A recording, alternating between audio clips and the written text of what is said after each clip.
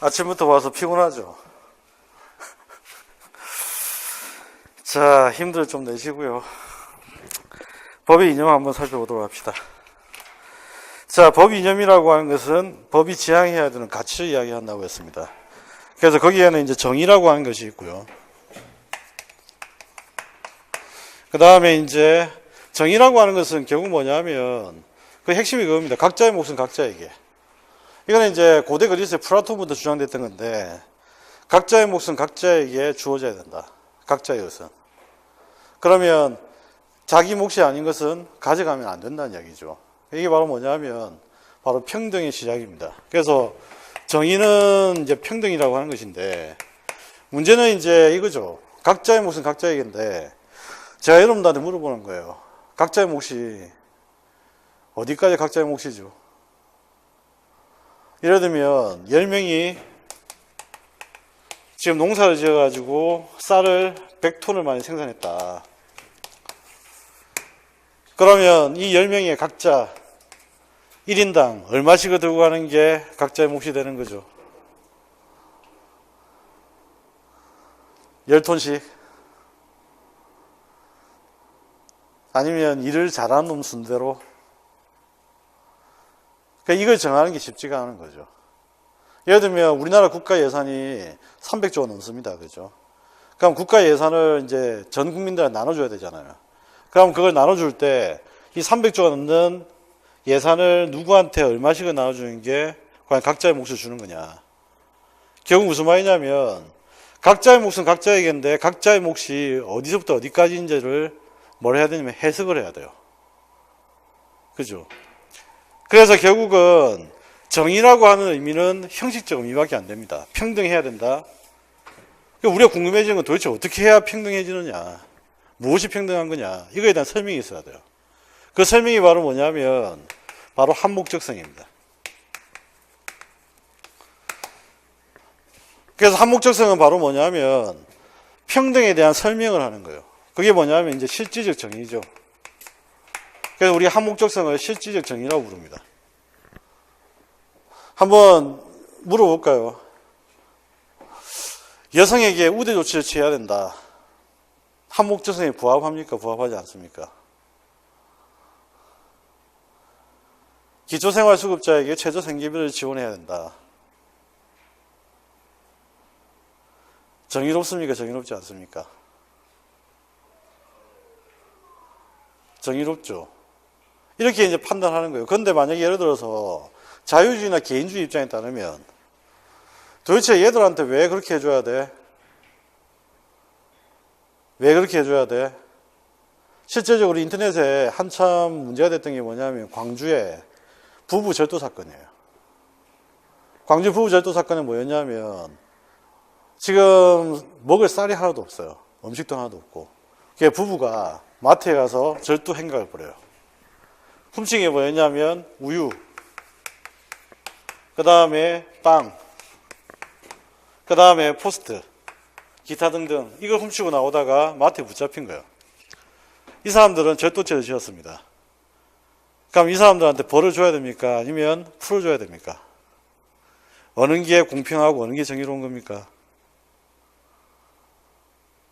이거에 대한 판단이에요. 그런데 처음에 댓글이 어떻게 댓글 달렸냐면 쟤네들을 풀어줘봐야 나중에 또 절도를 벌인다.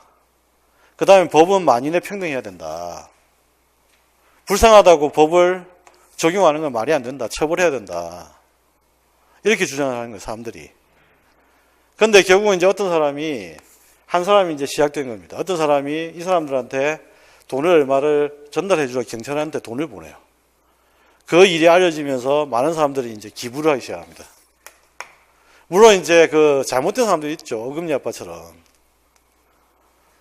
예, 잘못된 경우도 있어요, 분명히. 그런데 일반적으로 이제 이렇게 하는 것이 정의롭다고 생각하는 거예요. 그러니까 결국 실질적 정의는 방금 이야기했던 대로 형식적인 평등을 추구하는 사람들도 있어요. 그 다음에 개인의 능력대로 가져가야 된다는 사람도 있어요. 그렇지 않고 이런 식으로 사회적으로 약자에게 지원을 해야 되고 여성에게 우대 조치를 취해야 되고 청소년에게 우대를 취해야 된다 주장하는 사람도 있어요. 결국 한목적성은 어디에서 문제가 생기는 거냐면 가치 갈등의 문제가 생기는 공간이 되어버립니다. 가치 갈등의 문제. 그렇죠. 무엇이 정의로냐에 둘러싸고 자유주의나 아니면 공동체주의나 공화주의나 이런 것들이 갈등을 막 벌이는 거예요. 그러면 이제 정권도 마찬가지죠. 시장을 강조하는 정권이 있고, 그 다음에 사회복지를 강조하는 정권이 있고, 그 어떤 정권이냐에 따라서 사람들끼리 막 갈등을 벌이잖아요. 그러니까 한 목적성은 결국 가치 갈등을 유발하기 때문에 한 목적성에 따라서만 모든 결정하게 되면 사회적 혼란이 올 수 있습니다.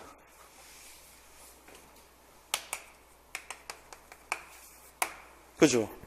그럼 이 혼란을 어떻게 해야 되죠? 수습할 수 있는 방법이 있어야 됩니다. 여기서 나오는 가치가 뭘까요? 혼란을 수습하기 위해서 법에게 요구하는 가치가 무엇일까요? 그게 바로 법적 안정성입니다. 이 혼란을 수습하기 위한 가치.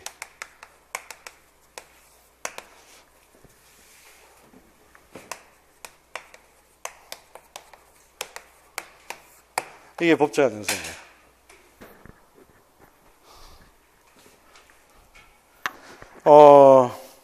이번에 있었던 재미난 사건이 하나 있습니다. 뭐 사건이 있었냐면, 넥슨의 사장님이 있었고, 이 회장님이 친구인 검사장 정경준한테 주식을 넘겨주죠. 그래서 이분이 이제 100억 넘는 차익을 재산 누립니다. 문제는 뭐냐면, 대가성 인정이 안 된다는 거예요. 왜냐하면 친한 친구 사이에 친구가 검사한다고 너무 고생하는 것 같아서 그냥 돈을 좀 준 거죠.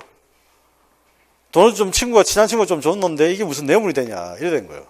대가성이 없다. 뇌물로 인정이 되려면 대가성이 있어야 돼요. 근데 친구들 사이에, 친한 친지들 사이에 이게 대가성이 뭐 있겠냐. 예를 들면 아버지가 자식한테, 아들한테 돈 주는 거와 비슷하다 보는 거죠. 대가성이 없다. 그죠?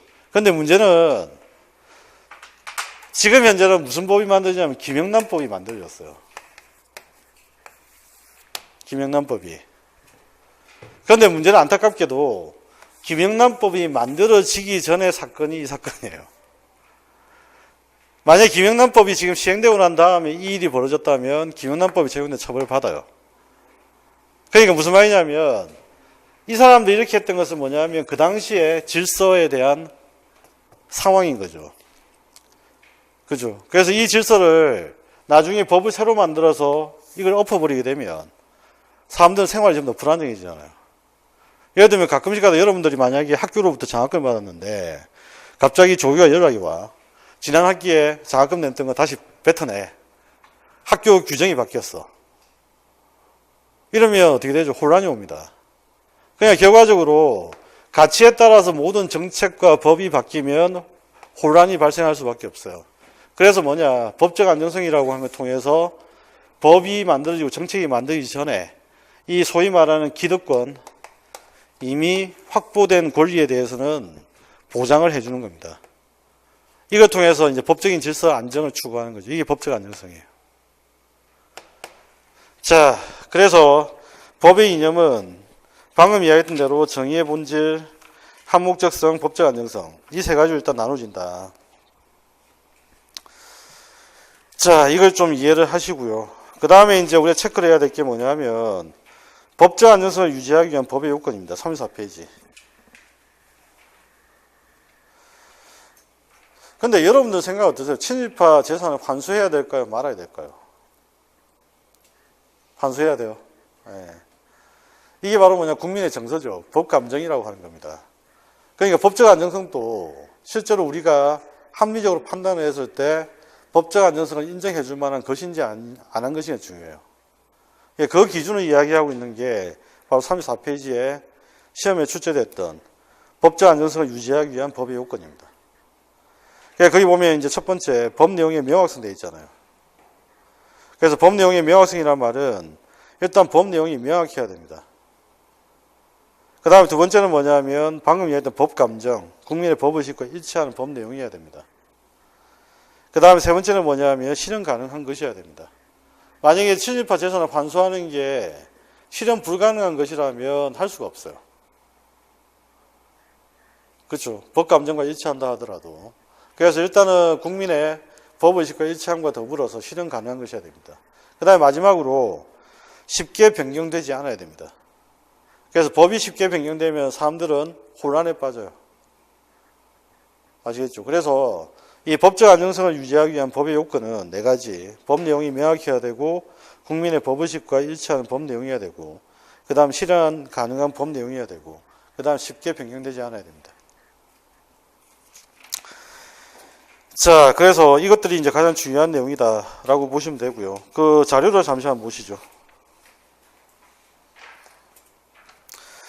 그 자료에 보시면 그 교재에 들어가게 되면 내용이 너무 많아서 생략했던 그 사례들, 그 다음에 내용들이 나와 있어요. 그래서 이 내용들을 한번 확인을 잠시 하겠습니다. 그래서 3페이지 한번 보시면 법의 의미와 특징, 법 이념 나와 있고, 그 다음에 법 이념 역사 전개인데, 법 이념 역사 전개는 딴 게 아니고 바로 정의와 관련되는 바로 가치들이 어떻게 역사적으로 나왔는지 보여주는 겁니다. 그래서 아리스토텔레스, 그 다음 18세기, 19세기, 그 다음 예링, 그 다음 현대 이후 그 내용들을 한번 확인해 보시면 되겠고요. 그 다음 라드부르가 이제 제시했던 법 이념 정의인데, 형식적 의미의 정의는 크게 2가지로 나눠집니다. 하나는 이제 평균적 정의인데, 이건 다른 말로 이제 교환적 정의라는 말도 포함하는 거예요. 교환적 정의. 교환적 정의. 이거는 시장에서 물건을 사고 파는 거와 똑같은 거예요. 예를 들면 내가 피해를 입었는데 그 피해가 500만 원이에요. 그럼 피해 보상은 당연히 500만 원을 받아야 됩니다. 그죠? 국가가 재산을 몰수했는데 그 몰수한 재산이 1억이에요. 그럼 당연히 나는 국가로부터 손실보상을 받을 때 1억을 받아야 돼요. 이게 바로 교환이죠, 교환. 일종의. 그래서 우리가 이제 기본적으로 평균적 정의라고 하는 것은 산술적으로 동등해야 된다는 것을 이야기합니다. 그래서 일단 이제 대표적인 사례가 뭐냐면 1인 1표입니다. 1인 1표. 모든 국민에게는 한 명당 한 표씩만 주어진다. 그래서 재벌 회장이라고 한다고 해서 100표를 행사할 수 있는 게 아니고 1인 1표죠. 평등해야 된다. 그 다음에 또 한 가지는 손실보상. 손실보상은 내가 손실을 보는 만큼 보상을 받는 거예요. 교환적 의미입니다. 그죠? 그 다음에 손해배상. 내가 손해본 만큼 지금 현재 대가를 받는 겁니다. 매매를 할 때도 마찬가지죠. 내가 지금 현재 노트북을 산다, 아니면 버스를 이용한다라고 했을 때 내가 이용하는 것과 대가가 일치해야 됩니다. 이게 이제 기본적으로 되는 거죠. 그래서 우리가 이걸 평균적 정의라고 이야기를 하고요. 그 다음에 이제 배분적 정의라고 하는 것은 대부분 다 이겁니다. 국가유공자하고 비유공자. 국가유공자와 비유공자를 차별적으로 대우하는 것은 부정의한 것이 아니죠. 배분적 정의는 뭐냐면 다른 것은 다르게 취급해야 된다는 이야기예요. 다른 것을 어떻게 같게 취급할 수 있겠냐 그 이야기입니다. 같은 것은 같게, 다른 것은 다르게. 그러니까 평균적 정의는 모든 것을 같게 취급하는 것이고, 배분적 정의는 같은 것은 같게, 다른 것은 다르게 취급한다는 거예요.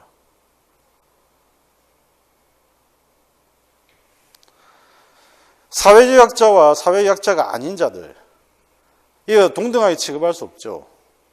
다르게 취급하는 게 정상적이에요. 이런 걸 우리가 뭐라고 부르냐면 배분적 정의라고 이야기하는 겁니다. 전과자와 실수로 범죄를 저지른 사람, 이걸 같이 취급해 줄 수는 없어요. 그죠? 전과자는 가중처벌하는 게 오히려 평등에 맞고요.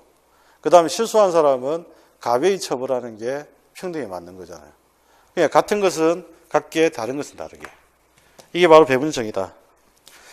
그 다음에 이제 한목적성 사례입니다. 한목적성 사례는 그 제대군인 가산점 사건에 여성에 대한 부분에 대한 판단이에요.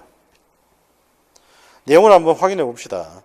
여성은 극히 일부분만이 제대군인에 해당할 수 있는 반면 남자는 대부분이 제대군인에 해당하므로 가산점 제도는 실질적으로 성별에 의한 차별에 해당하고, 또 남자 가운데에서도 현역 복무나 상근 예비역 소집 근무를 할 수 있는 사람과 그렇지 못한 사람을 차별하는 제도라고 밝히고 있다. 그래서 여성의 사회 진출이 상대적으로 적었던 시대와 달라진 현대 사회를 고려한다면 군필 가산점 제도에 대한 재판부의 결정, 이건 타당하다고 볼 수 있는데, 이 재판부의 결정에 영향을 미쳤던 법 이념이 바로 한목적성이라는 거예요. 이해되시죠? 예. 그래서 여성 그 다음에 남성 다르게 취급해야 된다는 이야기입니다. 물론 이제 인터넷 공간에서는 너나 군대 가고 너도 한번 아이를 한번 낳아보고 뭐 이러면서 이제 논쟁을 하지만 이거는 같은 선상에 논쟁을 할 수 있는 게 아니에요. 예. 그래서 같은 것은 같게 다른 것은 다르게 취급해야 된다. 그 이야기입니다. 그 다음에 이제 법적 안정성 사례인데 법적 안정성 사례는 공소시효 사례가 있고 그 다음에 면소 판결 그 다음에 소멸시효 및 취득시효 같은 것도 있는데 공소시효는 우리가 이제 언론 방송에서 많이 보셨죠. 아이들 유괴 납치 살인사건 그 다음에 연쇄살인사건 이런 경우에는 공소시효를 없애야 된다. 특히 이제 경기도 화성 살인사건 같은 경우 대표적이고 그 다음에 대구에 이제 그 모 어린이 사망사건 그것도 마찬가지였고요. 이런 경우에는 공소시효를 없애야 된다. 이건데 공소시효는 아까 우리가 기억나십니까? 형사사건의 경우에는 어떻게 전개된다고요? 절차가 수사를 하고 그 다음에 검사가 공소를 하고 그 다음 재판을 한다고 했어요. 그럼 공소시효란 말은 공소 제기를 해야 재판이 열리는데 공소를 할 수 없다는 이야기예요. 시간이 지나서. 이해되시죠? 시간이 지나서 공소를 제기할 수 없다. 그래서 재판을 열 수가 없다는 이야기입니다. 그래서 이 공소를 제기할 수 있는 시간이 정해져 있다고 이야기해요. 자, 그래서 범죄마다 그 공소시효가 정해져 있으니까 이건 참고적으로 한번 봐두시고요. 그래서 사형 같은 경우에는 사형에 해당하는 범죄는 25년이 됐는데 이거 지금 공소시효를 없애자는 주장들이 많죠. 예. 그 다음에 이제 두 번째 면소 판결입니다. 면소 판결이라고 하는 것은 재판을 안 엽니다. 그냥 재판을 실질적으로 열어야 돼요. 그런데 재판을 열지 않고 여기서 문을 닫아버리는 거예요. 이게 면소 판결입니다. 아시겠죠? 그래서 이 면소 판결을 하는 경우는 여기 재판에 들어와 봐야 결과가 다를 바가 없다는 이야기야. 이 말은 요건을 구비 못한 상태이기 때문에 재판을 진행해봐야 아무 소용이 없다는 이야기입니다.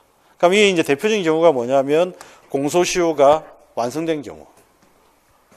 그죠? 공소시효가 완성된 경우에는 재판해봐야 이미 시효가 완성됐으니까 석방을 해야 되잖아요. 그러니까 재판을 열 필요가 없다는 이야기죠. 그래서 소가 면해지는 겁니다. 두 번째는 뭐냐? 사면을 받은 사람이에요. 이번에 이제 사면 받아서 정치권에서 논란이 됐던 사람이 정봉주죠.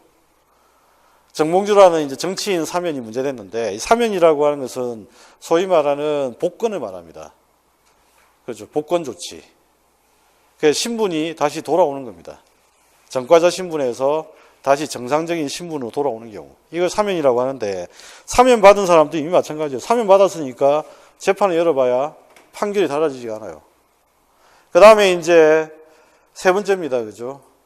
범죄 후에 법령 개표로 인해서 형이 폐지되었을 때. 대표적인 게 뭐냐면 이제 범죄를 저질렀는데 법령이 사라졌네. 적용할 법이 사라졌어요. 그럼 재판할 법이 없습니다. 그죠? 그럼 재판을 열 수가 없죠. 이런 건 경우는 우리가 뭐라고 부르냐면 면소 판결을 한다고 이야기해요. 면소 판결. 그 다음에 이제 소멸시효와 취득시효 문제입니다. 소멸시효 문제는 우리가 아마 많이 들어보실 텐데, 그 대표적인 경우 같은 경우냐, 우리가 이제 어떤 국밥집에서 밥을 먹고, 나중에 국밥 요금을 준다고 해놓고 한 10년 뒤에 갖다 주는 겁니다. 근데 이미 뭐냐면, 시효가 소멸해서 갚을 의무가 사라지고 없어요. 그 친구한테 돈 빌려주고 나서 약속을 안 잡아놓으면 시효가 지나버리면 못 받습니다. 원칙적으로. 예. 그래서 이게 뭐냐면 소멸시효입니다. 일정 기간이 지나게 되면 권리가 소멸하는 경우. 이것도 마찬가지로 갑자기 돈 달라고 하면 생활에 불안정성이 생기죠. 저 친구가 돈을 받을 의사가 없다고 믿었는데 갑자기 돈을 내놔라. 그러면 생활에 불안정이 온다. 그래서 소멸시효 제도를 도입을 하는 겁니다. 그 다음에 이제 취득시효 제도 같은 경우는 말 그대로 뭐냐면 권리를 취득하는 거예요. 그래서 예를 들면 어떤 땅을 내가 점유하고 여기에 농사를 막 짓고 있었단 말이죠. 그런데 어떤 사람이 갑자기 땅 주인이다. 그래서 농사 전부 다 짓는 걸 중단하고 이 땅에 떠나라 이래 되는 거예요. 그럼 이 경우도 마찬가지로 이 생활의 안정성이 깨지는 거잖아요. 깨지니까 어떻게 되냐면 취득시효를 인정해서 농사를 짓고 있던 사람의 권리를 인정해 주는 겁니다. 이게 취득시효입니다. 아시겠나요? 그래서 이런 것들이 옛날에는 되게 많았죠. 그 대표적인 게 뭐였냐면 우리가 이제 88 올림픽이라고 하는 게 있었는데 88 올림픽 전후에서 되게 많이 개발이 됐어요. 그 예전에 요즘에도 마찬가지지만 서울의 특징이 뭐냐면 도로 주변은 굉장히 화려합니다. 근데 여전히 서울은 뒤편에 가보면 개발이 안 된 데 되게 많아요. 아직까지도. 이게 이제 88 올림픽부터 시작된 건데 문제는 이거죠. 지방에서 올라와가지고 일자리를 얻어서 서울에 막 생활하는데 소위 말하는 이제 판잣집을 지어서 살고 있었던 거예요. 근데 갑자기 이제 구청에서 개발한다고 판잣집을 비워달라는 거예요. 도시 재개발이 들어가는 거죠. 재개발 들어가는데 이 사람들이 뭘 주장했냐면 취득시효를 주장했는데 취득시효를 안 받아들여줬어요. 그래서 철거가 돼서 이제 개발이 많이 되었던 지역이 어디냐면 신림동이에요. 예. 그래서 그 신림동에 그 원룸하고 오피스텔 비슷한 건물들이 막 들어왔던 때가 언제부터냐면 90년, 91년 요즘이거든요. 개발이 한참 되면서. 근데 그때 이제 바뀌었던 게 딴 게 아니고 이걸 이제 철거하면서부터요. 예, 이런 것들 바로 취득시효입니다. 그 다음에 이제 또 한 가지 이제 여러분들이 취득시효 잘 하는 거 있죠. 뭐냐면 친구한테 책을 빌려서 한 10년 동안 가지고 있는 거예요. 그게 뭐냐면 점유 취득시효입니다. 아마 꼭 책꽂이에 그런 책들은 꼭 한두 권씩 있을 것 같은데. 예. 예전에 제가 이제 문고판 책을 되게 좋아해서 이문열의 삼국지, 그 다음에 이제 황석영 선생의 장길산 해가지고 문집을 거의 다 가지고 있었어요. 다 가지고 있었는데 후배, 선배, 친구들이 와가지고 이걸 이제 빌려가기 시작하는 거예요. 그래서 지금 어떻게 했냐면 중간에 막 비었어요. 이문열 삼국지는 10권인데 그 중에 한 4권은 어디 간지 누가 가져갔는지 지금 현재 찾을 수가 없고 그래서 문집이 아니라 이게 전부 다 막 단편집 비슷하게 남아있어요. 이런 것들 바로 점유취득시효입니다. 자, 이런 것들 바로 이제 법적 안정성을 위해서 하는 겁니다. 그래서 이 법적 안정성과 관련되는 유명한 격언이 뭐냐면 권리 위에 잠자는 자는 보호받을 수 없다. 이게 바로 법적 안정성과 관련되는 유명한 명언입니다. 권리 위에 잠잔 자.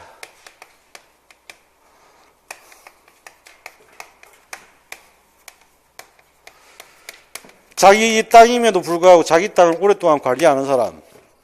그죠? 권리를 주장할 이유가 없다는 이야기예요. 자기 책임에도 불구하고 자기 책을 돌려달라고 주장하지 않은 자. 권리 위에 잠잔 자죠. 그죠? 국밥 요금을 받을 수 있는 권리가 있음에도 불구하고 그 요금을 청구하지 않은 자.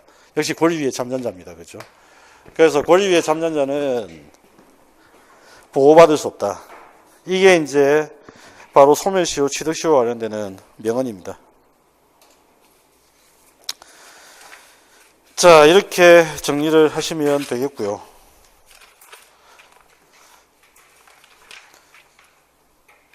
그 다음에 이제 마지막으로 정리를 해야 될 게, 그렇다면 법 이념 상호 간의 관계, 즉 정의, 한목적성, 그 다음에 법적 안정성, 이들은 어떻게 될까 그 이야기입니다. 그런데 한번 생각해 봅시다. 아까도 얘기했지만 여기서 이미 힌트 나왔습니다. 그죠? 정의나 한목적성, 이걸 너무 강조를 하다 보면 실제적으로 사회적 혼란이 옵니다. 그 혼란 중에 제일 중요한 부분이 뭐냐면 갑자기 내가 내 권리라고 믿었던 이 기득권이 갑자기 사라지는 거예요. 그죠? 요즘에 이제 사람들이 서슬 이제 반기를 들려고 준비하고 있는 게 뭐냐면 내년에 정부에서 뭘 한다고 했냐면 보유세를 부과할 것인지 고민한다고 했어요. 주택 보유에 대해서. 그래서 이제 2주택 보유자, 3주택 보유자에 대해서도 보유세를 부과하는 방안, 이걸 생각하는데 이것도 마찬가지로 뭐죠? 보유세를 부과하는 법을 새로 만들어서 과거에 집을 2채, 3채 보유한 사람들한테도 세금을 부과하는 방식이에요. 그죠? 그러면 이제 뭐가 되냐면 그 보유세를 부과하는 한목적성 분명히 있어요. 집을 못 가진 자에 대해서 배려를 하고 그 다음에 집의 공공성, 주거의 공공성을 높인다는 점에서는 분명히 의미가 있죠. 그런데 문제는 2주택자, 3주택자 입장에서는 이게 불만이 큰 거죠. 그러니까 결국 이제 뭐가 되냐면 한목적성과 법적 안정성 간에 충돌을 하는 겁니다. 그러니까 여기서 이제 문제가 되는 거는 보유세를 과도하게 책정할 수는 없다는 이야기예요. 적정선에서는 할 수는 있지만 보유세를 과도하게 책정할 수 없습니다. 과도하게 책정하게 되면 말 그대로 법 이념이 충돌해서 문제가 생겨요. 그래서 실제적으로 법 이념 상호 간의 관계에서는 정의, 한목적성, 법적 안정성 사이에는 항상 갈등이 생길 수밖에 없다고 이야기입니다. 갈등이 생길 수밖에 없다. 그러면 이 갈등을 해결할 수 있는 방안이 필요하잖아요. 그럼 이제 갈등을 어떻게 해결할 거냐? 정의의 이름으로 아무 것이나 기득권을 침해해서는 안 된다는 이야기예요. 정의의 이름으로. 정의의 이름으로. 그 정의의 이름으로 밤에 잠자고 있는데 군대 오라고 한다든지, 정의의 이름으로 잠자고 있는데 세금 내라고 한다든지 이렇게 하면 안 되죠. 그럼 어떻게 해야 되느냐? 바로 기준이 있어야 되는 거예요. 그 기준이 바로 뭐냐면 국가안전보장, 질서유지, 이 공공복리라고 하는 명분이 있어야만 실제적으로 법적 안정성을 제한할 수 있다는 이야기입니다. 이걸 규정하고 있는 게 바로 뭐냐면 37조 2항입니다. 그래서 거기 35페이지 맨 밑에 보면 우리 헌법의 태도 나와 있죠. 37조 2항은 대단히 중요합니다. 기출 문제에서 엄청나게 많이 나오고요. 이 37조 2항이 가지고 있는 내용이 워낙 많기 때문에 헌법 37조 2항은 거의 외우다시피 하고 계셔야 돼요. 자, 한번 적용을 해봅시다. 국민의 자유와 권리는 기득권이죠. 태어날 때부터 가지는 기득권입니다. 그럼 이 기득권을 함부로 국가가 제한하면 안 됩니다. 그럼 제한을 할 때는 언제 해야 되죠? 국가안전보장, 질서유지, 공공복리라고 하는 명분이 있어야 돼요. 이해되셨나요? 그러니까 정의의 이름으로 할 때, 그 정의의 이름으로 할 때는 반드시 그 정의의 이름의 내용에 해당되는 게 뭐냐? 국가안전보장이나 질서유지나 공공복리라고 하는 요 차원이에요. 이해되셨죠? 이 차원에서 기본권을 제한할 수 있을 뿐이다. 그런데 이 차원이 아닌 경우, 이 경우에는 기본권을 제한할 수가 없다고 이야기입니다. 됐죠? 그래서 이 자유와 권리는 바로 기득권에 해당되는 법적 안정성에 해당되는 것이고, 그 다음에 국가안전보장, 질서유지, 공공복리 이런 것들은 바로 실질적 정의와 관련되는 것들입니다. 그래서 미리 법 이념 상호 간의 관계는 갈등이 생길 수밖에 없기 때문에 우리 헌법 37조 2항에서는 해결 방안을 마련해 두고 있다 그 이야기죠.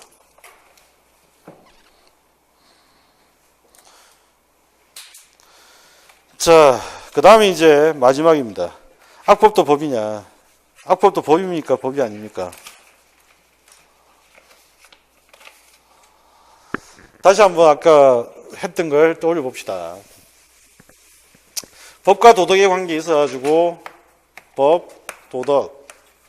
본질이 뭐냐라고 했을 때 법은 명령적 의미를 가진다고 했고, 도덕의 속성은 정당한 것에 대한 믿음이라고 했죠. 그 다음에 그렇기 때문에 이 법은 실정법에 해당되는 것이고, 그 다음에 도덕은 자연법에 가까운 것이라 했습니다. 그죠? 그럼 당연히 법은 명령이기 때문에 이거는 정당할 수도 있고 또는 부당할 수도 있는 거예요. 그런데 자연법의 입장에서 볼 때는 이거는 오로지 정당해야만 되는 겁니다. 당연히. 그러니까 악법도 법이냐는 질문에 대해서 자연법주의자는 당연히 어떻게? 법이 아니죠. 그런데 실정법주의자는 법이 될 수도 있어요. 이해되셨나요? 실정법주의 입장에서는 법이 될 수도 있습니다. 이걸 이제 강조했던 집단이 뭐냐면 바로 법실증주의다 그 이야기예요. 그래서 자연법주의 입장에 따르게 되면 악법은 법이 아닙니다. 그런데 법실증주의에 따르게 되면 악법이 법이 될 수도 있다라고 하는 거예요.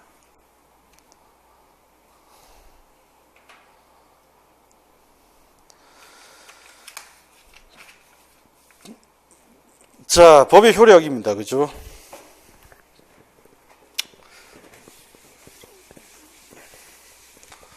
법의 효력이라고 하는 것은 법이 국민에게 미치는 영향, 이걸 이야기하는 겁니다. 근데 문제는 뭐냐면 이거죠. 국민이 법에 대해서 일단은 기본적인 영향을 미치려면 복종을 해야 됩니다. 법이 국민에게 지금 현재 영향을 미치려면 국민이 법에 대해서 복종을 해야 돼요. 그런데 언제 복종을 하죠? 무조건 복종을 합니까? 아니면 언제 복종을 하는 조건이 있습니까? 타당할 때 복종을 하는 거죠. 그럼 타당은 언제 언제 어떻게 인정이 되는 거예요? 법에 대한 동의와 지지가 있을 때 복종을 하는 거예요. 이게 바로 뭐냐면 실질적 효력이에요. 실질적 효력. 그런데 이제 법이 국민에게 영향을 미치는데 한번 생각해 봅시다. 법이 국민에게 영향을 미치려면 법이 일단은 존재해야 됩니다. 그죠? 첫 번째는 법이 탄생해야 됩니다. 첫 번째는 법이 존재를 해야 되고, 그 다음에 두 번째는 뭐냐면 법이 국민에게 적용이 되려면, 국민이 만약에 예를 들면 외국에 가 있어. 적용됩니까? 안 됩니까? 안 돼요. 안 될까요? 그럼 국민이 국내에 있어요. 법이 적용됩니까? 안 됩니까? 적용되죠. 법이 외국에 가 있어. 국민이. 적용됩니까? 안 됩니까? 되는 것도 있고 안 되는 것도 있고. 그럼 외국인 한번 물어봅시다. 외국인은 지금 현재 외국에 있죠. 적용됩니까? 안 됩니까? 적용이 안 되겠죠. 그럼 외국인이 국내에 있어요. 적용됩니까? 안 됩니까? 적용되겠죠. 미군이 우리나라 여성을 살인하는 사건들이 90년 중반까지 되게 많았어요. 특히 동두천 같은데. 그러면 미군이 지금 현재 우리나라 여성들을 살인한 사건들, 이 사건들에 대해서 미군한테 우리나라 법이 적용됩니까? 안 됩니까? 법이 적용이 안 돼요. 적용은 되는데 제한을 받는 거죠. 미군이기 때문에. 이게 뭐냐면 이제 소파 협정이라고 하는 한미 상호 방위 조약 때문이죠. 그죠? 제한을 받는 겁니다. 제한을 받는 거지 적용이 안 되는 건 아니에요. 그 대표적인 사건이 뭐였죠? 얼마 전 영화로도 만들어져서 다시 한번 재부활됐던 게 이태원 살인 사건. 이태원의 햄버거 집에 화장실에 남자애 둘이가 들어가서 한 명의 한국 남학생을 찔렀는데 문제는 두 놈 중에 어떤 놈이 찔렀는지 몰랐어. 근데 한 놈이 뭐냐면 바로 미군 부대에서 일하는 사람의 자녀인 겁니다. 얘가. 그래서 이 자녀라서 미군 부대에서 일하는 자식이라서 아들이라서 얘한테 이제 법이 제한을 받는 거죠. 우리나라 법 적용이. 그래서 한 명은 미리 출국을 해버리고. 이제 이 사건이거든요. 이런 것들이 전부 다 바로 법의 효력과 관련된 이야기예요. 그럼 한번 물어봅시다. 방금 이야기했던 공간적 의미 있잖아요. 이 국내라든지 외국이라든지 공간적 의미에 적용되는 법과 관련되는 논의가 뭐냐면 이게 바로 장소적 효력, 바로 속지주의 문제입니다. 그 다음에 이제 국민이냐 외국인이냐 이걸 가지고 물어보는 이 문제가 바로 뭐냐면 대인적 효력, 바로 속인주의입니다. 그 다음에 이제 법이 계속 존재를 해야 되잖아요. 그죠? 이게 뭐냐면 법에도 수명이 있다는 이야기예요. 수명. 그러니까 법이 만들어지고 폐지되는 순간까지 존재를 해야 됩니다. 그죠? 그러니까 이게 바로 뭐냐면 시간적 효력이에요. 시간적 효력. 그래서 법의 효력은 기본적으로 시간적 효력, 그 다음에 장소적 효력, 그 다음에 대인적 효력. 이 세 가지 우리가 뭐라 부르냐면 형식적 효력이라고 부릅니다. 자, 그래서 첫 번째 실질적 효력이라고 하는 것은 어디에서 오느냐? 그게 3번이죠. 법의 실질적 효력의 근거와 관련된 학설, 사회계약설입니다. 바로 국민의 동의와 지지입니다. 국민의 동의와 지지. 그래서 국민의 동의와 지지가 있었기 때문에 국민들은 법에 복종을 한다 그 이야기예요. 그 다음에 형식적 효력은 방금 이야기했던 법의 존재 문제. 그 다음에 또 한 가지는 공간의 문제. 그 다음에 세 번째는 대인적인 문제죠. 사람의 문제. 그래서 그게 세 가지로 구성되는데 그게 바로 첫 번째 시간적 효력입니다. 시간적 효력. 자, 한번 물어봅시다. 법이 폐지되고 난 다음에도 법이 계속 사건에 적용될 수 있을까 없을까? 폐지되고 난 다음에. 근데 만약에 적용할 수 없다면 무슨 일이 발생하죠? 법이 폐지된다라고 알려지는 그 순간 사람들은 마구마구 법이 금지하고 있는 범죄 행위를 막 저지를 가능성이 높죠. 이해가 되십니까? 그래서 법의 폐지에 따라서 문제는 법이 폐지가 되었음에도 불구하고 폐지된 법이 효력을 발휘할 수 있느냐 없느냐. 이게 바로 뭐냐 하면 추구표의 문제예요. 추구표의 문제. 두 가지 법 공부를 하실 때 두 가지 개념을 알아두셔야 됩니다. 법이 폐지가 됐다. 국법, 새로운 법. 그 다음 이것도 마찬가지로 국법, 그 다음에 새로운 법. 이건데 지금 국법이 폐지된 이 시점에 폐지가 됐어요. 그죠? 폐지가 되고 나서도 이 법이 계속 효력을 미래에도 가지는 것, 앞으로 계속 가지는 것. 이걸 뭐라고 부르냐면 이걸 우리가 추구표라고 합니다. 쫓아가는 거. 추급이라는 말, 옛날 드라마 제목 중에 하나 있죠. 추노라고 하는 거 들어보셨어요? 추노. 쫓아가는 거죠. 추적해서. 그런데 그게 아니고 국법 당시에 사건에 대해서 새로운 법을 만들어서 여기에 뒤로 가서 적용되는 이게 있어요. 이게 뭐냐면 이걸 우리가 소구표라고 합니다. 소구표.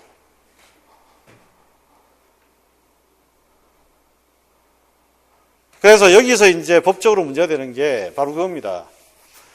우리가 이제 기간이 정해져 있는 법을 우리가 한시법이라고 하거든요. 시행기간이 정해져 있는 법. 이걸 우리 한시법이랍니다. 시행기간이 정해져 있다. 그러니까 2015년부터 2018년까지 이런 시행기간이 정해져 있어요. 그런데 이 법이 이제 2018년이 끝나고 나면 폐지가 됩니다. 폐지되고 난 이후에도 이 법이 계속 적용 효력을 발휘합니다. 이걸 뭐라고 부르냐면 추구표예요. 아시겠나요? 그런데 모든 법이 추구표를 가지는 건 아닙니다. 어떤 경우에만 추구표를 가질까? 응? 법의 취지나 그 다음에 상황에 변경이 있느냐 없느냐 중요해요. 법은 비록 생명을 다했지만 법이 계속 존재해야 될 만한 상황이 벌어지고 있을 때는 추구표가 인정이 됩니다. 그런데 더 이상 이 법은 2018년 이후에는 더 이상 필요가 없다고 판단될 때는 추구표가 발생하지 않는 게 당연한 거죠. 이해되시나요? 그러니까 이거는 상식적으로 생각해 보시면 돼요. 법은 비록 폐지가 됐지만 이 법이 계속 있어야 되는 상황이야. 그럼 당연히 계속 법이 효력을 가지는 게 맞죠. 그런데 만약에 이 법이 기간이 지나고 나서 더 이상 적용될 필요가 없어. 의미가 없어. 그럼 당연히 추구표를 인정 안 하는 게 맞지. 이걸 두고서 이제 학자들 사이에 논쟁이 벌어집니다. 추구표 인정, 그 다음 추구표 부정. 이해되셨나요? 근데 상식적으로 생각해 보시면 돼요. 이 법이 지금 이 상황에도 필요하냐, 필요하지 않느냐. 네, 그걸 가지고 판단을 하시면 됩니다. 그죠? 우리 시험에는 그런 정도까지 학설 대립 이런 거 안 나오니까 그냥 들어만 두세요. 판단하실 때. 단지 학교 가시면 애들한테 가르쳐 줘야 되잖아요. 그러니까 이제 가르쳐 주실 때 충분히 활용을 하시고. 그 다음에 이제 묵시적 폐지라고 하는 건 있는데, 묵시적 폐지라고 하는 것은 형태적으로 없어지는 게 아니고, 이거는 뭐냐면, 말 그대로 법은 그대로 남아있는데 자연스럽게 적용이 안 되는 경우입니다. 적용이 안 되는 경우. 우리가 흔히 말하는 사문화됐다라고 하죠. 사문화. 사문화된 법. 그죠? 사문. 그 자체가 죽었다 이 말입니다. 사문화됐다. 그 다음에 이제 경과법이라고 하는 게 있어요. 경과법이라고 하는 게 있는데 한번 생각해 봅시다. 우리가 1945년에 해방이 됐습니다. 그죠? 해방이 되고 나서 이때는 이제 뭐냐면 일본 민법이 적용됐어요. 일본 민법이 적용됐고 이제는부터는 한국 민법이 적용돼야 됩니다. 그럼 해방되고 나서 한국 민법이 적용돼야 되는데 일본 민법이 적용되어서 혼인을 한 사람들이 있습니다. 그럼 일본 민법이 폐지가 되고 한국 민법이 설치가 됐잖아. 그럼 물어봅시다. 일본 민법이 적용돼서 혼인한 사람은 한국 민법이 적용되는 순간, 새로운 법이 적용되는 순간 이 혼인은 무효나 취소가 돼야 돼? 아니면 계속 유지를 시켜줘야 돼요? 유지를 시켜줘야 되는 거죠. 그러니까 법이 폐지된 이후에도 계속 일정한 기간 동안 이때 발생했던 법적인 효력을 계속 유지시켜주는 거. 이걸 우리가 뭐라고 하냐면 경과법이라고 합니다. 거기 사례를 한번 봅시다. 5페이지에 보시면 한시법 사례 나와 있죠. 예컨대 본법은 2014년 1월 1일부터 동년 12월 1일까지 유효하다. 이런 식으로 규정된 법들이 바로 한시법이에요. 일정 기간 제한이 있는 게. 그 다음에 우리나라 한시법의 이제 대표적인 사례가 뭐냐면, 딴 거는 아마 이해는 좀 잘 안 되실 것 같은데, 맨 마지막 법 있죠. 올림픽 기간 시위금지법. 이건 당연히 올림픽 끝나고 나면 사라질 법이지. 그러니까 이런 법들이 바로 대표적인 한시법입니다. 앞에 나온 법들은 정책 필요에 따라서 일정한 기간 동안만 적용되는 법들이에요, 전부 다. 이게 한시법이고요. 그 다음에 이제 경과법 나오잖아요, 그죠? 경과법이 나오는 건데, 거기 사례 한번 보세요. 부동산 중개업법 부칙 제3조 제1항에서는 소기의 영업에 관한 경과 조치로 1983년 11월 30일 이전에 종전의 소기의 영업법에 의해 신고를 하고 소기의 영업을 영위하고 있는 자로서 7조의 규정에 의한 결격사유에 해당하지 아니한 자는 이 법에 의한 중개업의 허가를 받은 것으로 본다라고 해서 법이 시행되기 이전, 그죠? 변경되기 이전에 그 행위에 대해서도 그대로 인정해 준다는 거잖아요. 이런 규정을 두고, 이런 규정이 바로 경과 규정입니다. 이해되십니까? 그래서 좀 전에 이야기했던 그거죠. 일본 민법이 적용된 혼인도 계속 지속되는 것으로 본다, 이렇게 규정을 하는 거예요. 되셨나요? 일본 민법이 적용된 혼인의 경우에도 계속 적용되는 것을 본다, 인정되는 것을 본다, 이렇게 두는 게 경과 규정들입니다.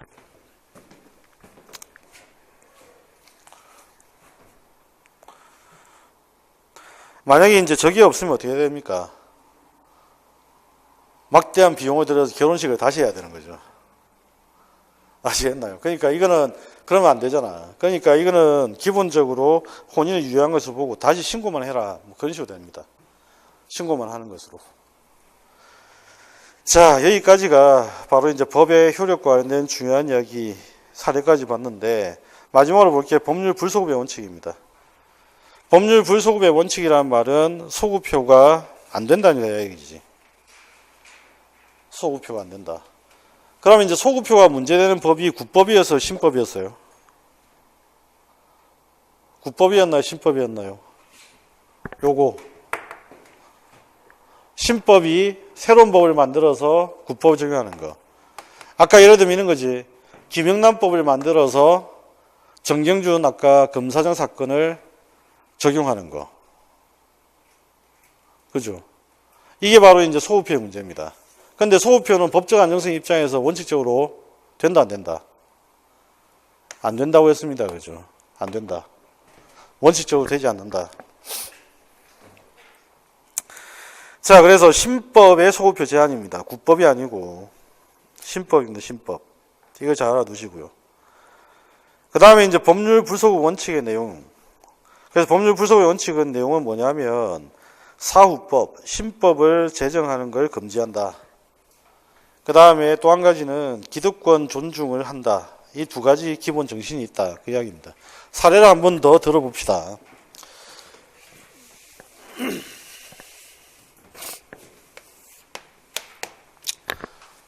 얼마 전에 이제 영화 보다 한참 울었던 영화가 1987년인데 옛날 기억이 너무 많이 나서. 예. 근데 그 1987 영화에 보면 이제 광주 이야기도 좀 나오거든요. 잠시 나오는데 이 이제 소위 말하는 이제 5.18이 있었잖아요. 그죠?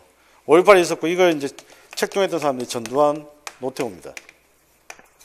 문제는 뭐냐면 전두환, 노태우를 과거 청산해야 되는데 전두환, 노태우 처벌할 수 있는 법이 없어요. 내란죄를 적용하려고 했더니 내란죄 공소시효가 다 됐다는 겁니다. 그럼 이거 처벌할 수가 없는 거죠. 그래서 어떻게 했냐면 5.18 당시에 법이 없었잖아요. 이 당시에는 법이 없었습니다. 그래서 어떻게 했냐면 법을 새로 만들었어요. 법을 새로 만든 법이 뭐냐면 그 반민주 행위자 처벌에 관한 특례법을 만듭니다. 그래서 신법을 새로 만들어서 전두환 노태우를 처벌하게 됩니다. 그래서 이 반민주 행위자 같은 경우에는 우리나라에 뭐가 없냐면 공소시효가 없어요. 지금도 독일 같은 경우에 국가범죄에 대해서는 엄격합니다. 국민이 범죄를 저지르는 것에 대해서는 엄격할 필요가 사실은 없어요. 그런데 우리나라 약간 문제가 생기는 게 국가 권력이 범죄를 저지르는 경우에는 굉장히 처벌이 약하고요. 일반 국민들이 저지른 범죄에 대해서는 처벌이 굉장히 강해요. 이거 좀 이상하지 않으세요? 국가 권력이 범한 범죄에 대해서는 유럽이나 독일 같은 경우에는 공소시효 자체가 거의 없어요. 그래서 우리나라에도 보면 이 반민주 행위자 처벌에 관한 이 법을 만들어서 공소시효를 일단 없앱니다.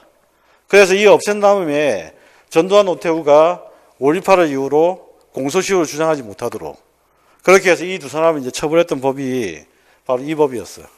그런데 문제는 뭐냐면 소급표잖아요. 그죠?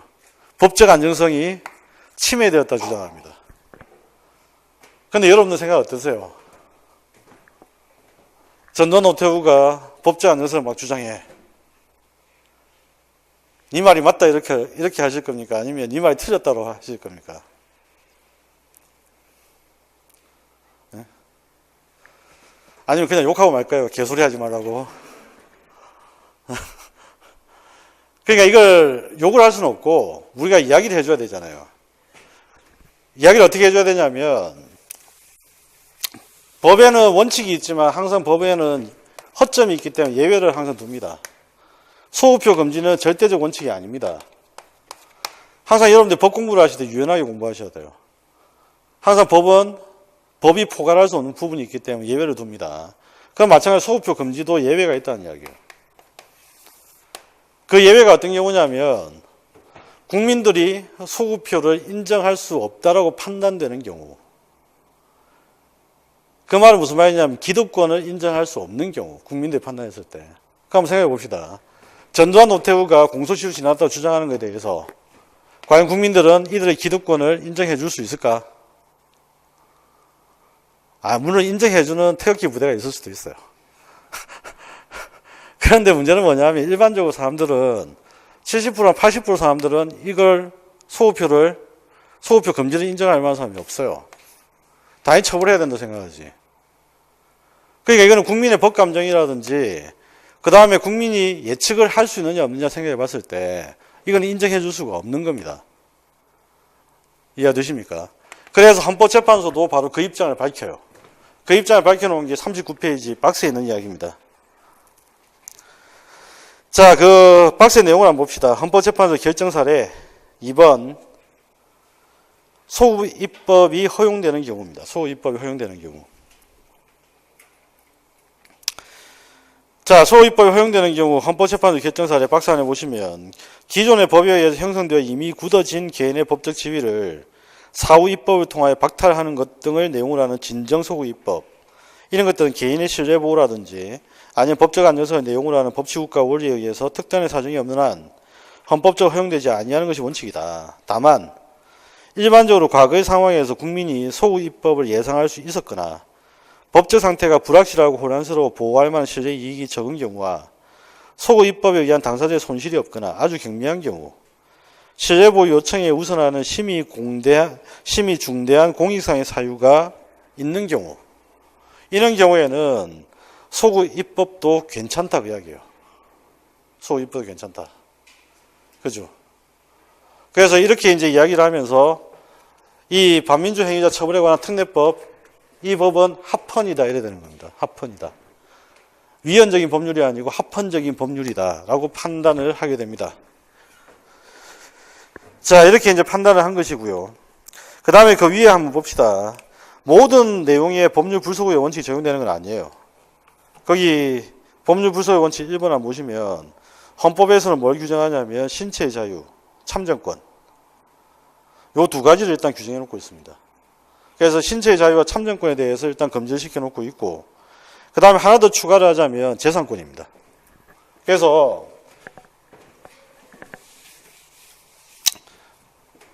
세 가지입니다. 신체의 자유, 그 다음에 재산권, 그 다음에 참정권. 이 세 가지는 기본적으로 소급표가 금지되는 것으로 봅니다.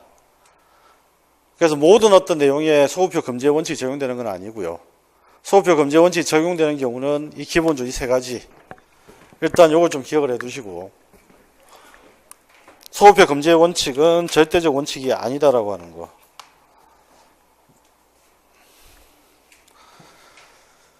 자, 그 다음 장소적 효력이라고 하는 걸 한번 봅시다. 장소적 효력은 첫 번째 줄을 보시면 나옵니다. 자국 영토 내의 모든 사람, 사물, 사건 등에 적용된다. 그러니까 자국 영토 내의 모든 사람, 사물, 사건 등에 적용되니까 내국인, 외국인 할 것 없이 다 적용된다 그 이야기죠. 내국인, 외국인 할 것 없이 다 적용된다. 자, 이걸 우리가 뭐라고 부르냐면 속지주의 이렇게 부릅니다. 속지주의.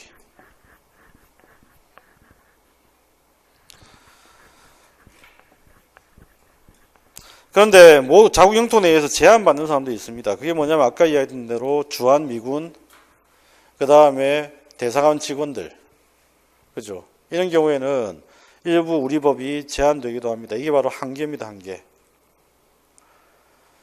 그래서 형법의 속지주의인데, 형법의 속지주의는 대한민국 내에서 범죄를 저지른 내국인, 외국인 모두에게 적용된다 그 이야기고, 그 다음에 속인주의라고 하는 것은 외국에 가서 범죄 행각을 벌이는 우리나라 사람에게 우리 형법이 적용된다고 이야기해요. 그래서 예를 들면 철수라는 친구가 일본에 가서 절도 행각을 벌이고 있다. 그러면 우리 형법이 적용된다고 이야기해요. 우리 형법이 적용된다. 그 다음 형법의 보호주의는 뭐냐면 이런 거 있죠. 여러분들이 외국에 여행을 갔단 말이에요. 그런데 외국에 갔는데 강도를 당했어요. 그럼 당연히 그 강도짓을 한 외국인을 우리나라 법이 처벌할 수 있다고 이야기합니다. 이게 바로 보호주의입니다. 아시겠나요? 그래서 보호주의라고 하는 것은 바로 자국인과 자국을 보호하기 위해서 외국인을 처벌할 수 있다라고 하는 거. 이게 바로 보호주의입니다. 보호주의. 그 다음에 이제 전 세계 공공의 적이 있죠. 공공의 적이 누구죠? 요즘에 저 북한에 있는 김정은 전 세계 공공의 적이잖아. 옛날에 여러분들이 그거 나중에 말씀드릴 텐데 정치 시간에 말씀을 드리긴 할 거예요. 그 옛날에 이제 9.11 테러가 발생했단 말이에요. 9.11 테러가 발생했는데 미국에서 9.11 테러가 발생하고 난 다음에 9.11 테러 범죄를 저질렀던 이 사람들을 유럽에서 붙잡고 있었어요. 미국이 뭐라고 했냐면 9.11 테러했던 얘들을 미국으로 보내라 한 거예요. 그런데 유럽이 못 보내겠다고 한 거예요. 미국이 보내라고 하는 이유는 뭘까? 그러니까 대량 학살이나 전 세계 범죄 저지른 사람들, 뭐 사담 후세인부터 해가지고 이런 전 세계 범죄 저지른 사람들한테 적용이 된다라고 하는 거. 이게 세계주의입니다. 그래서 세계주의. 우리나라도 마찬가지로 세계주의가 적용됩니다. 그래서 테러리스트라든지 사담 후세인. 그런데 함부로 말을 할 수 없죠. 사담 후세인 보내라고 하면 보내겠어요? 우리한테? 안 보내잖아. 그러니까 이건 선언적 의미가 강한 거죠. 세계주의나 보호주의는. 그래서 실제로 적용은 잘 안 됩니다. 선언적 의미가 강하다. 그 다음에 인적 효력이라고 하는 것은 우리나라 사람입니다. 우리나라 사람. 우리나라 사람에게 적용되는 건데, 우리나라 사람 중에 이 적용을 제한받는 사람들이 몇 사람 있어요. 그 대표적인 게 뭐냐, 대통령. 대통령은 불소추 특권이라고 하는 것을 가집니다. 그래서 내란 외환의 죄를 범하지 않고서는 형사상의 소추를 받지 않는다 그 말입니다. 극단적으로 이야기하자면 대통령이 강도 행각을 벌여도 소추를 받지 않습니다.